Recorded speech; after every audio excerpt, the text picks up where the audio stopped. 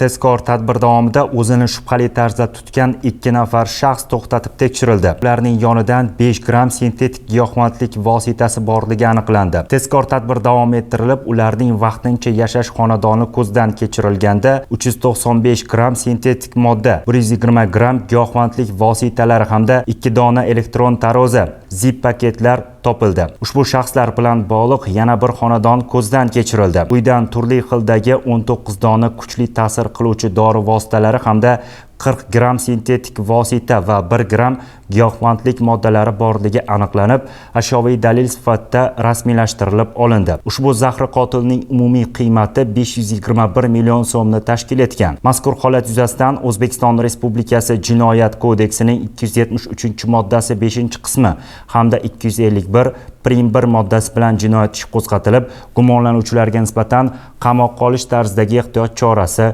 tanlangan. Chilonzor tumani ichki ishlar organlari faoliyatini muvofiqlashtirish boshqarmasi jinoyat qidiruv bo'limi xodimlari tomonidan tezkor tadbir o'tkazildi.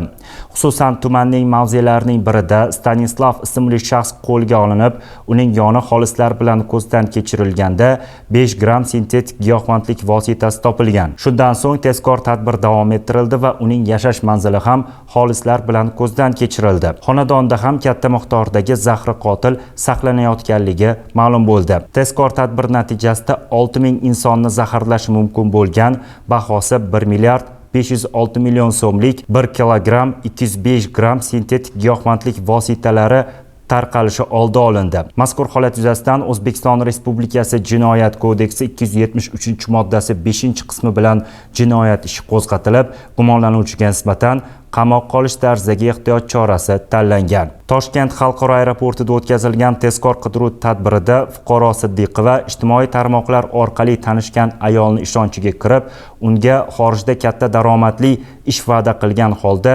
Turkiyaga olib ketayotgan vaqtida Toshkent shahar ichki ishlar bosh boshqarmasi tezkor qidiruv xizmati xodimlari tomonidan qo'lga olindi. Siddiqova mazkur ayolni chet elda fohishalikka majburlamoqchi bo'lgan.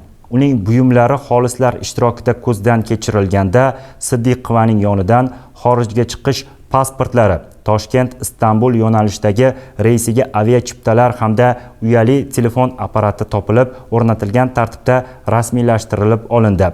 Mazkur holat yuzasidan O'zbekiston Respublikasi Jinoyat kodeksining 135-moddasi bilan jinoyat ishi qo'zg'atilgan.